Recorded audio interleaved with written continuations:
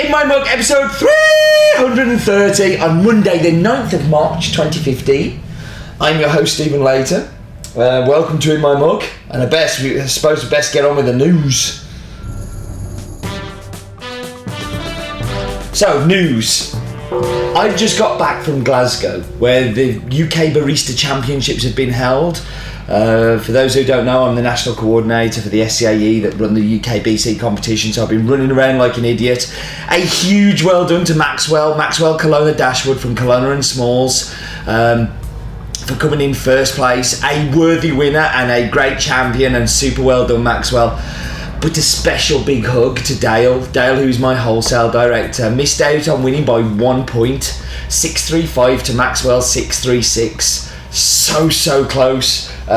He did super well, and I am very proud of everything that he did there. He was amazing. So super well done to Dale. Ignore that noise in the background. The Ideas of March, the subscription that we've been doing, it marches on. See how I did play on words? Marches on. The cost of a subscription for 4 bags over 4 weeks is just £24. That's £6 a bag, including Royal Mail First Class Post, and you'll be sent 1 bag every week for 4 weeks through March. Now, the first 2 have gone. You'll get those, and then you'll catch up. So you can still subscribe, or you can buy them individually. Trust me, this way is going to be cheaper than buying them all individually, but it's definitely worth doing. This week's coffee has been released, and it's called Here's Johnny. A crazy bag of craziness. It is full of funky nuttiness, which I think you will enjoy very much, and it comes with its own special label with me on it. So yeah, I hope you enjoy that. And last week I told you about the SSSSS opening up again, the secret subscription. I'm afraid it's full again. In ultra fast times. You guys are awesome and amazing. You filled it up so quick, but it is now closed. There are no more spaces, and nobody else will be able to join that subscription, so I hope you got in on time. And that was the news. Now, we would normally do focus on, but I'm not going to focus on anything this week, apart from telling you that you should go watch a video, and I told you to go watch it last week as well. Go watch my Tamper Tantrum talk. It's at go.hasbeen.co.uk/Steve Asia. This is a video that I recorded talking about the demise of the Bolivian coffee industry, and the reason I'm telling you have to watch it this week for the focus on is it makes this week's coffee make sense, but also makes you understand why it's so sad what is happening there. And why is it sad? Well, we had this coffee 3 years ago, first of all, from Anastacio, but it was in a mix, and it was called Illimani Belinda, and it was mixed with a neighbouring canton's farm. But 2 years ago, Felix from Belinda didn't send any of his coffee to the mill, and it's actually worked out that in the end, Felix has abandoned the farm and gone to grow coca in the south of Yungas. That gave us an opportunity to taste Anastacio's coffee on its own from Illimani, and it was delicious. I'm really happy that we were able to get this coffee. I'm really happy that we were able to get it this year for a second year. Anastacio is 49 years old, and he bought the farm back in 1993, but he's been working in neighbours' farms since he was 16 years old, so that's all he's done is grow coffee. He's located in the town of Illimani, the canton of Illimani. It's a small colony near to the town of Caranavi. It is a tiny farm. It has 2 hectares. 2 hectares of coffee, which is around about 6,000 plants, which is Carrillo and Catura. It has an altitude of 1350 to 1800. It really is a steep piece of mountain. The farm is completely inaccessible from the road, so Anastacio has to move the crop by hand for around about a quarter of a mile to a point where he can get it onto trucks and move the coffee to the mill. But all of this effort meant that we had this delicious, tasty and amazing coffee. So, you know, the sadness of Felix no longer delivering his coffee meant that we got this one. But unfortunately, this is the last time we're going to see this coffee. Anastacio's made a decision that growing coffee is really hard, and his yields have been dropping, and after the harvest was collected, he's cleared the land, and he's decided he's going to use it for grazing cattle. This is the last time that you're going to get a chance to taste what's become one of my favourite cups from Bolivia, and it's just another sign of how bad things are in Bolivia and how difficult it is to get great coffee.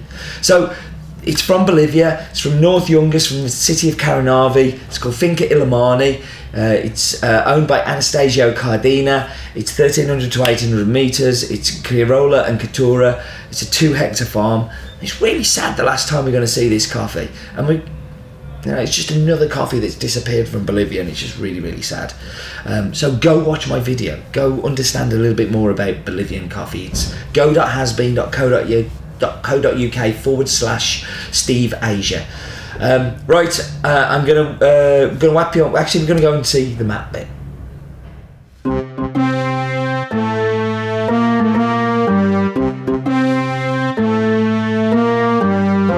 Happier times. Look at me smiling there instead of feeling all sad like today. But here we are going up and away, and we're going across the Atlantic, and we're going to South America. So we spent a lot of time in Central America the past few months, but time for our visits to South. And you can see that Andean spine that runs through Bolivia and Peru and into Chile and a little bit into Argentina. But we're focusing on Bolivia. So we're going to kind of scroll down there, and you can see we've got a lot of markers there. But before we go down to them, we said in the Amazon, river dolphins are pink. There we go. That's the kind of daft fact Roland normally comes up with. But we're going down, and now you can see we have South Yungas and North Yungas, and we're in the North Yungas here. So we've got Loaiza, Vilca, and Illimani. So Vilca and Loaiza are equally spread, and this is almost like the mid-marker. And what we can see is this is Anastasio's farm. He's just 2 hectares. It's a very small farm, lots of tree coverage. It's very kind of close to the road there. That's the very bottom, but it's about a quarter of a mile from that road to the farm. So just to give you some idea of scale. And here you can see the way it spins round. We're getting a really good view of the mountains, and just in the distance there you can just about see the marker for Loaiza. Just if you look to the kind of just to the right of it. So the lowest point of Bolivia is the River Paraguay at 90 metres above sea level, and the highest point is 6,500 metres. It is ridiculously high. And that was the map bit. I feel really down about this week's one. Oh, it's just really sad. Anyway, let's go to Roland's daft fact of the week.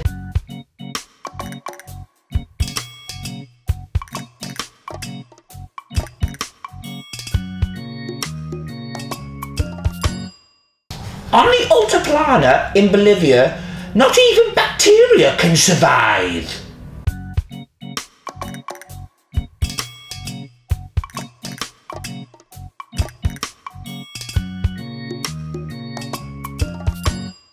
He talked the truth.